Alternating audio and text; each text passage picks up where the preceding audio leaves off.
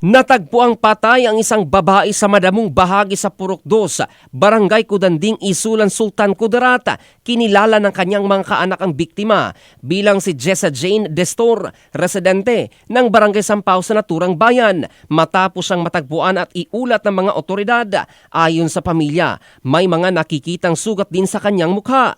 Sa ulat, nakita umano ng isang harvester worker ang katawan ng biktima malapit sa isang puno ng saging.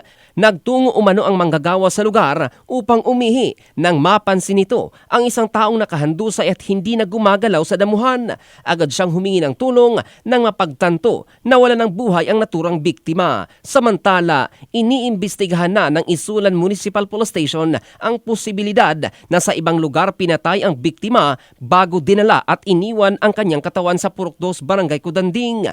Hindi pa malinaw kung ano ang eksaktong sanhin ng kanyang pagkamatay, kung paano siya nagtamo ng mga sugat at kung sino ang nasa likod ng insidente. Patuloy naman ang investigasyon ng mga otoridad upang matukoy kung saan at paano nangyari ang krimen, gayon din ang mga taong posibleng sangkot dito. Sinusuri rin ng mga investigador ang lugar at nangangalap ng impormasyon mula sa mga residente at manggagawa na maaaring makatulong sa pagtukoy sa mga sospek. Samantala, umaasa naman ang pamilya ni Destor na mabibigyan sila ng kasagutan at hustisya sa sinapit ng kanilang kaanak.